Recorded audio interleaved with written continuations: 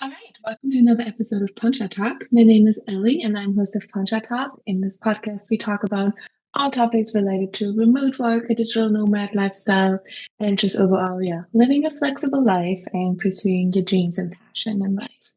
And today, I'm very excited to have another guest on the show. One of my very first digital nomad friends, Susanna, is actually going to join us today. And I met her in Spain 2 years ago, or three years ago almost. We've been in touch ever since then, traveled to different countries and continents together. And I'm very excited to have her here today, and we'll chat about her journey as a full-time employee working remotely from different continents and time zones while, making new friends, including me along the way.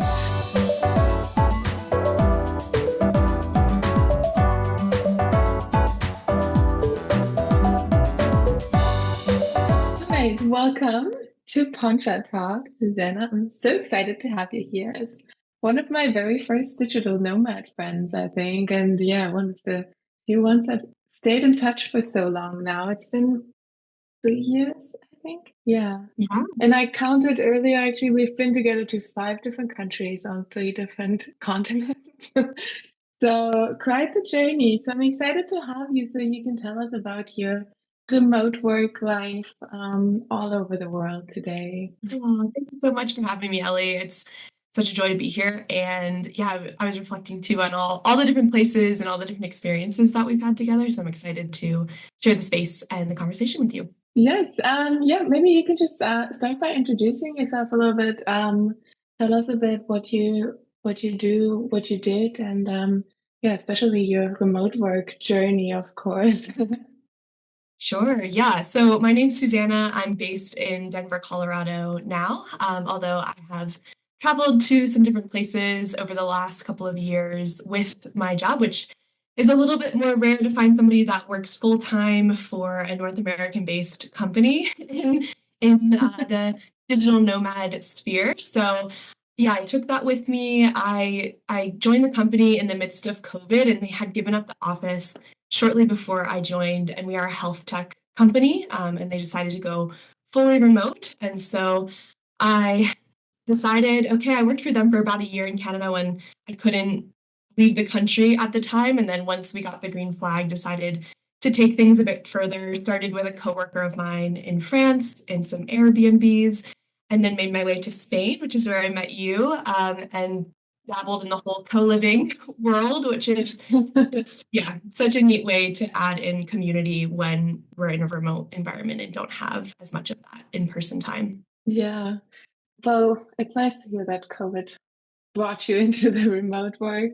So, but you were one of the few ones in your company that were actually traveling, right? Everybody else just took it as working from home.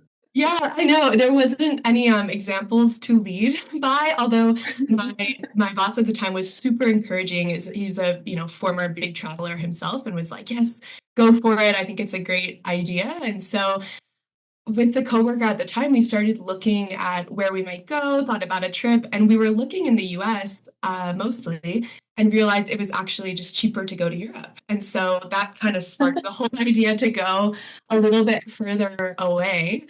And yeah, it was a really exciting time, I think, coming out of school and you're really finding your way, trying to figure out who you want to be, how you want to show up in the world. And traveling really gave that opportunity to just build more dimensions to how I was growing in my professional career and in my personal life too. And so just jumped in and yeah, incredible experience all around. Yeah, I remember. So then you came to Spain, and that's where we met. The very first day in Spain, in Valencia, we were staying at the same co-living, and I think we checked in on the same day. And I was just sitting at the dining room table when you came in, and you looked just as confused as I was about what was happening. I was like, let's go to lunch together. And we've been like best friends ever since. Yeah. Nice. But then with you being the only one traveling at your company, I always remember you were also at the co-living the only one working North American time because especially Valencia was quite an active co-living. We would always go out and do things afterwards, after because we all would finish around 5 or when, and then we would go do things, and you still had to work until 10 p.m. because of the time differences. Was that difficult for you to kind of be stuck in between the two worlds with your Mm. coworkers on the other continent and us in Spain? Yeah, it certainly had its challenges. I think I had to recognize, I chose to come and work in a 6-hour time difference. And so piece of that's on me. And it is challenging because you're kind of at the mercy of when meetings are scheduled and there's a responsibility to show up to those. And it's so important in the remote environment to maintain relationship, to be as present as you possibly can. So having, being a part of those meetings, being connected with coworkers, even when it's 10 p.m. and you're tired and you've had a long day, I've chosen that. And so I think it gave me the opportunity to figure out how to work to the best of my abilities. And I'm so grateful for that opportunity. Mhm. Okay, I can get up early and knock out 4 hours of really deep work because I have nobody pinging me for questions, or I could make calls to people in Asia or Oceania or Europe, and then take a big break in the middle of the day, have a nice big Spanish lunch with everyone, and then log back in the evenings for some of the more internal meetings. But also knowing that I was giving up time with friends and missed a lot of dinners and pieces like that. But I feel like in the Spanish time zone, especially, it was a little bit easier because they pushed their day later. So sometimes I Mhm. could at 9 and then we'd all go out to dinner. And so it allowed for some more flexibility with that. But yeah, it certainly is a challenge, but also know like I'm choosing this. And so you have to have some flexibility around that as well. But certainly it's not built for everyone. You don't have as much control over your schedule, which can definitely have some challenges at times. Actually, I think the Spanish day was not even very compatible with Germany, even though it's in the same time zone. Because I remember, well, the lunch, they don't even open for lunch until 1 or so. And usually Germany does lunch from 12 to 1, or maybe just even a 30-minute lunch. And our lunch in Valencia, we went to this like three-course lunch place that took like 2 hours. And I was like, I had to take it to go because I had another meeting. You get stuck with those. That was like more of my free time. I was like, well, nobody's even on yet because it's so early over there. So I was, yeah, we can stay for 3 hours and have this great connection time. But yeah, I know you would get stuck and have to bounce sometimes, which is always a bummer.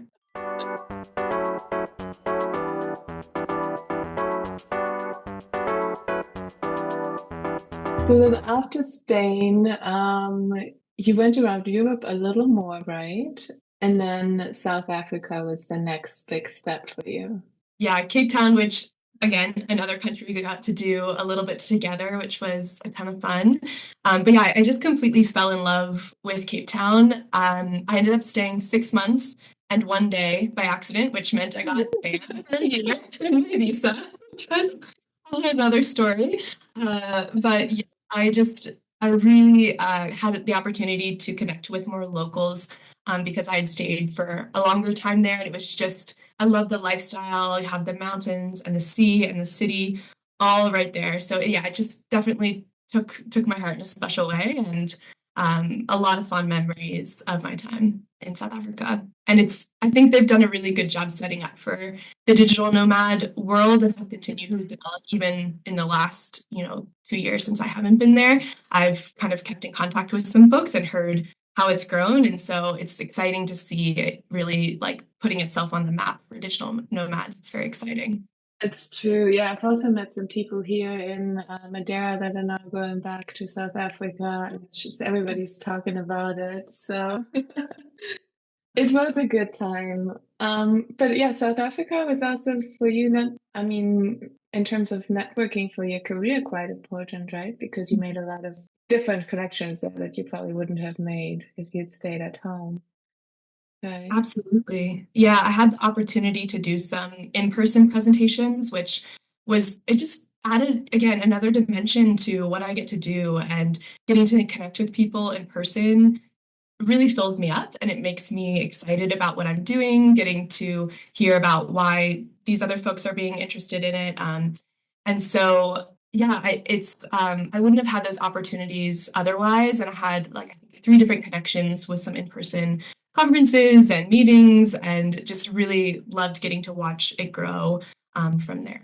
How did your company respond to that, to you just networking in different places now? Yeah, they were really excited about it. It's our company's started to become more and more international over the years, and that's incredibly exciting. And so being able to host a webinar in a time at a time that, other folks from countries that typically can't join our North American webinars was really helpful for expanding that. And they were very supportive, encouraging me to go across South Africa to Johannesburg to help out with a conference there, and just teach people about what we're doing and spread the word about it a little bit more. And it's turned into, so at the time I was in a sales role, and I've transitioned about 2 years ago into a research role. And some of those connections started to roll over, and they just did a research project in South Africa this November with one of our new products. And so just really exciting to still see that continuing on even after I haven't been there for a while. So yeah, they've been super supportive. And I think, yeah, I'm incredibly blessed to have landed with this company, especially right out of school, who were like, yes, go for it. We just encouraging all of my wild whims as I go around the globe, and making it work too, at the same time, and doing my best when I'm back in North America to spend time in person with coworkers as well. I think it's really helpful for that. Cool. Yeah, I remember, I think it was when we were in South Africa, you were in conversation with them about switching roles from sales into research, right? That was at the time. Yes. Did you feel like going remote and traveling while still being full-time employed, did that in any way positive or negatively affect your career progression? If you like, I don't know, compare yourself to coworkers that stayed there, for example? Oh, that's an interesting question. I think in a lot of ways it helped, because it brought life force to me. Like it made me so Mhm. excited about what we were doing, and again, like kind of become more of a ambassador for what the company is doing with the people we had. I know in Valencia we had those awesome co-learning nights, and so getting to share about polyvagal theory and just share my excitement for it and have it reciprocated back just added a life force into me and a passion and a drive. And so I think it for me was very helpful. I think for some it could be maybe distracting or hard to stay with the scheduling, but maybe because I was homeschooled as a kid and I just kind of learned how to work in ways that work best for me, even outside of like a typical schedule. And so for me, this type of environment where the company is giving me a ton of autonomy to own my schedule, own my responsibilities, it just allowed me to take them and kind of run with them in a lot of ways and gave me space, especially in those early mornings when no one was pinging me, have creativity, like time for creativity and infuse that into some of the work that I was doing. So I think that helped me immensely in my career. Nice. Your company sounds so amazing. Yeah. Yeah. But I almost forgot about the co-learning nights that we had at the co-living in Valencia. You did a presentation there about the polyvagal theory once too, right? Yes, I Yeah. did.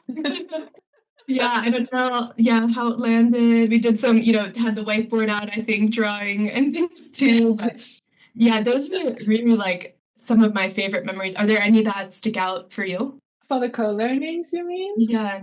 Honestly, I forgot about the other ones that we had in Valencia, but I remember, I mean, now that I'm in Madeira, for example, we also do, there's a lot of different workshops always offered in the like Madeira French community here. Actually, I was just at a tech meetup last night, and a couple of weeks ago, they had a very interesting workshop about like sales funnels and marketing yourself on social media.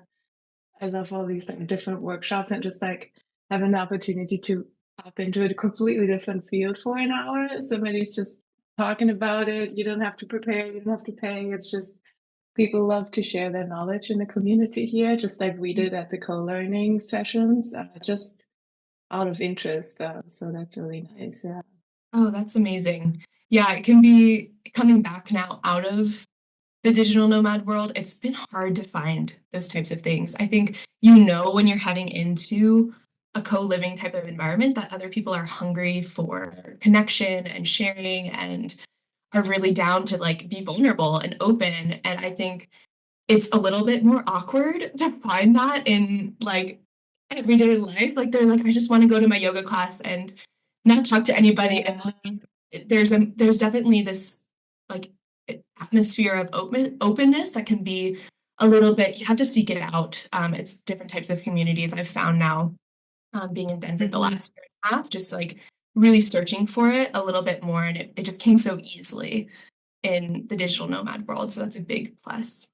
Remember in Cape Town that one time we did the full day Yeah. self-awareness and self-development workshop, Yeah. which parts of it was really good, parts of it was a bit strange, but Yeah. that's also like something I would never do if I was at home, probably. But there it's just Exactly. offered. People love to put things like that together, and you go and check it out, and you take, even if it's just one thing that you take away for yourself, it's always nice. Or Yeah. just a new friend. Unless you give up 6 hours of your first Saturday in Cape Town. Oh, wow, this is long. I think I'm developed. Let's go. Yeah, that was a bit too long. So maybe we'll stick to the 1 hour workshops. I like that idea. Yeah. Speaking of you going back to Denver, you already said like you miss some of that openness and the community vibe. Overall, have you been able to adapt to settling down again now? I think so. Yeah, it was so interesting. I felt it in my body when it was like time to stop. And Hmm. I also had some other goals I had in mind that required me to stay still for a little bit. And so it's felt nice to redirect some of my energy that was, it's just so much novelty when you're traveling all the time that you don't really have space to work on projects or dive a little bit deeper into things that you're curious about because there's just change all the time and it's incredible and it develops you rapidly, I think, in a lot of ways because you're always in new Hmm. situations and challenges and figuring out how to navigate them. And again, like staying still is a challenge in itself as well. And so yeah, just spending that time and putting it into some other goals and passions and projects that I have had kind of bubbling up in my mind and have very much been formed from a lot of my experiences traveling has been really nice. So I'm enjoying that. And also, again, it's just taken me a bit longer to find community here, although I am finding my rhythm now. It Hmm. it requires showing up consistently over a long period of time to start to build community versus that like rapid, oh, I met you in the kitchen today, now let's go camping this weekend type of feeling that you get in the co-living. So yeah, it's definitely a transition, but it's good. It's good in a lot of ways. Yeah. True. Yeah, that instant community doesn't exist outside of the nomad world, I guess. Yeah. Did you take anything like, I mean, I'm sure you took a lot of learnings from your travel days with you to Denver now, but anything in particular? I think from the travel days, I've just learning how to approach people. You're often approaching people, you're often defining yourself and explaining who you are. And I know I've loved how you've chatted about on several of your past episodes about how oftentimes in North America or in Germany, work defines you in a lot of ways. And so I Yes. think the opportunity from traveling where you're learning how to define yourself by your passions or what you like to do when you're not working has been helpful and allowed me to say, okay, I'm gonna intentionally create time for that and learn how to define myself outside of just my work. It has been helpful. So I'd say that might be the biggest Hmm. piece. It's just identifying myself and my identity. Nice. That's a good one.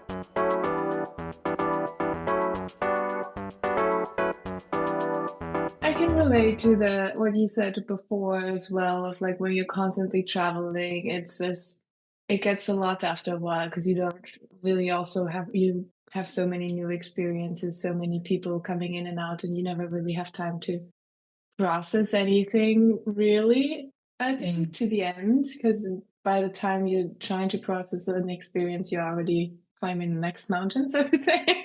Yeah, I mean, that's kind of why I'm also like now in Madeira for a little longer term. I didn't want to settle in Germany because, yeah, Germany, but settling here now for a little bit. Because, yeah, after a while, I think you just notice when it's time for you to slow down for your body and your mind, probably a little bit.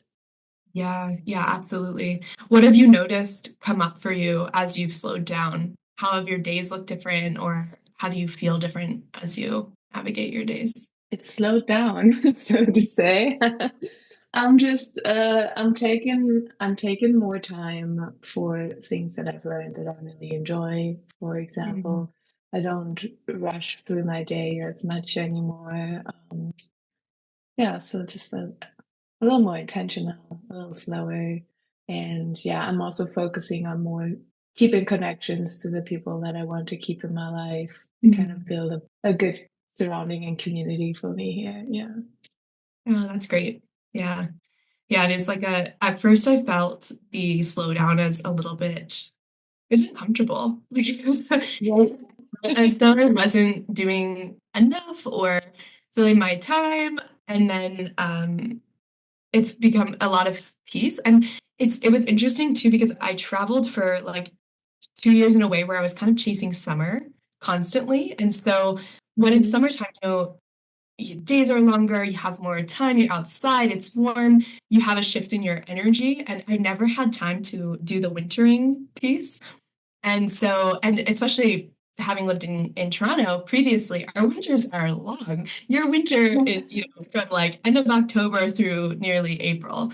And so there's a lot of time where it's slow and it's dark and you have this rest period. And I think I felt the burnout from just like chasing summer around the world for a while and switching hemispheres, and not having the opportunity to just like winter and cook really good nourishing food and take the time to do that and read and journal. So that's something that I'm really appreciating now that we're in January and having a like polar blast in Denver right now, to just enjoy that slow down piece and learn how to feel the luxury of slowing down versus like the restlessness of slowing down. Interesting. Yeah, when you texted me the other day, you said it's like minus 20 degrees. Like, Crazy. sounds horrible for me.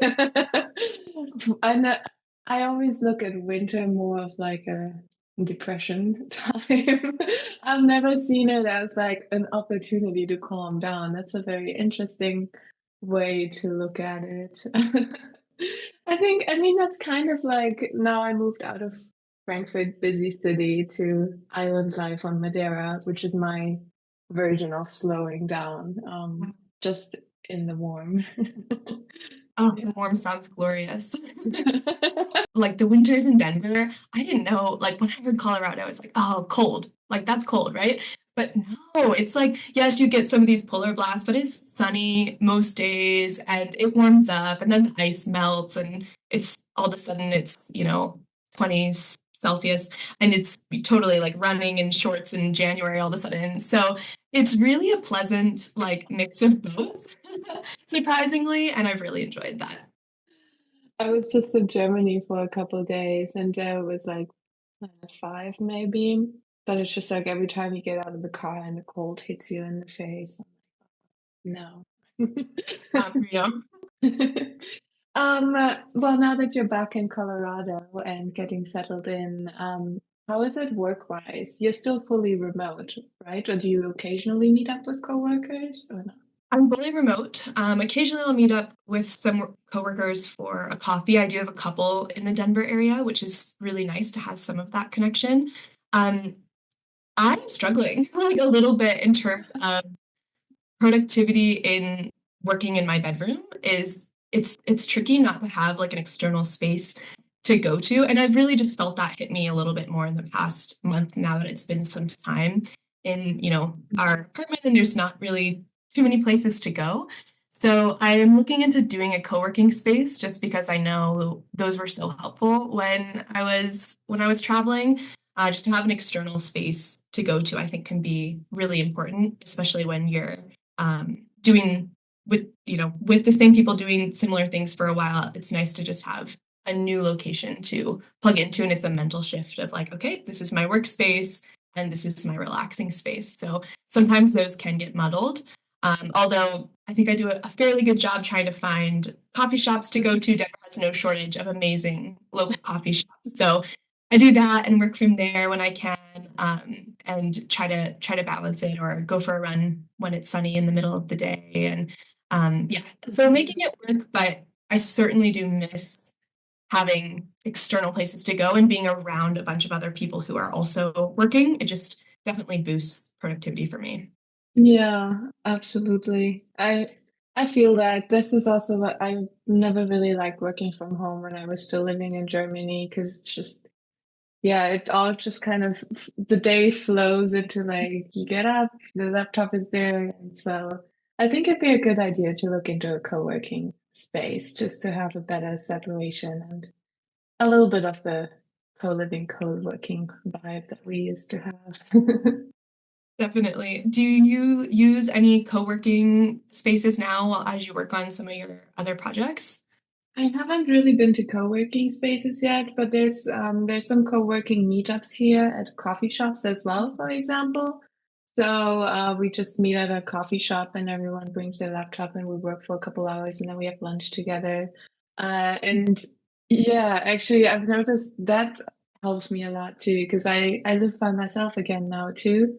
So I can already feel that it's getting sometimes a bit challenging to motivate myself to like work at things at home, just like editing the podcast or something, for example, which I usually enjoy doing. I love the editing part, but sometimes just don't feel like it.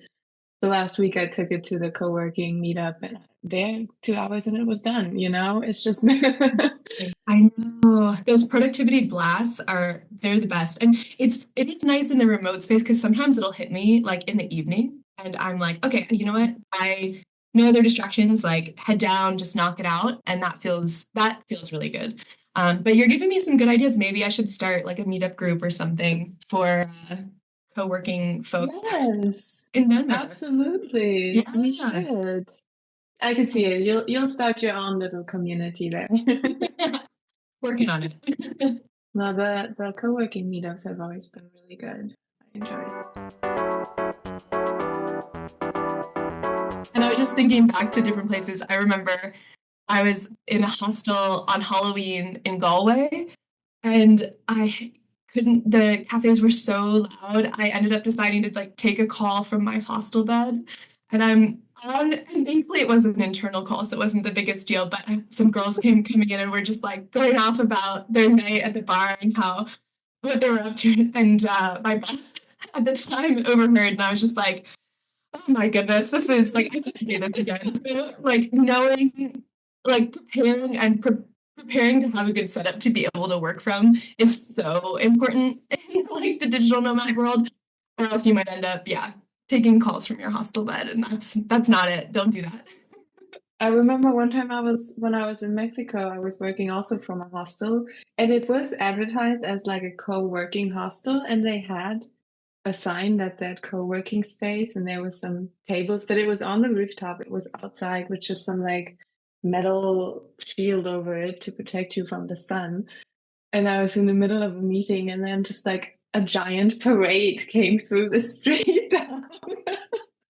And it's like 10 minutes of nonstop noise and music. Oh And I had my nowhere god, else to go. I just had to sit through it. that's wild. Yeah, they're so great. Like it's it can be really tricky, and people don't know, like they have no idea what you're doing or Yeah. working on and how important a call might be that you're on. I had another one where I had booked out a private room to give a webinar from, and so the person just didn't leave. It was like their time to leave. And so I ended up in the kitchen of our co-working space and I had to like stack the garbage can on top of the table and put my laptop on it so I could like have a good background and have it's just yeah, it's about, problem solving and making it work, but there are certainly Yes. pinches that you get into. You have to just like figure it out on the fly. Yeah, but try to prepare. Get some noise canceling headphones and Yes, do your due try diligence the to best that make you it can. work. Those were some good Yes. learning. I would not be doing that again. Well, we always made it work. Like, it's just, Yeah, you have to be flexible when you're trying to you work have from to be different flexible. places.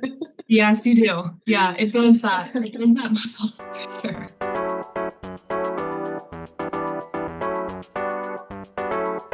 Good. Well, usually I ask for a favorite Madeira moment, but you haven't been here yet.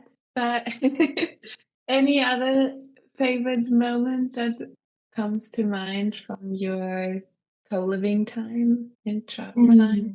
I have one. I was staying with some Ukrainian refugees in Ireland for a little while, and I was vegetarian at the time. And one of them spoke some English, the other one didn't. We did our best to use Google Translate to communicate. And so I thought I had like communicated very clearly that I was vegetarian. But she told me she had a surprise for me, and she spent all day in the kitchen, and I was working in the room next to her. I was like, I wonder what she's doing. And she came to me, and she had made an entire duck. And I was just so touched. She was so excited about it and came with like this whole duck. And I went, all right, I'm not vegetarian today. Like, I have to eat this duck. So, and it was just, we shared some really sweet moments together and just bonded. And I would cook for her and she would cook for me. And we would just bond over that, even though we had this language barrier and just kind of did the best that we could to communicate in other ways besides language. And it was just a really sweet memory of her with a huge and an entire duck. So yeah, that was a good memory. Nice. Back to having to be flexible while you're traveling, right? One day Exactly. you're Yeah. vegetarian, the other no. Well, thank you very much for sharing and for taking the time to do the podcast and telling all of your stories and learning. And I Thank you definitely so come and much. visit Madeira Oh, sometime. yes. We'll have to do one in person. I would love that. Yes, But thank you so much exactly. for having me. This was really lovely. Thank you, everybody, for listening to this conversation with one of my very dear friends. I hope you enjoyed the episode as much as I did. Don't forget to give it a thumbs up if you like it. Feel free to leave a comment if you have any questions or if there's any specific topics that you would like to see in the future. I'm always happy to hear from you. And as always, follow on social media to stay up to date and don't forget to subscribe so you don't miss the episode. All right, thank you very much, and I'll see you in the next episode. Bye.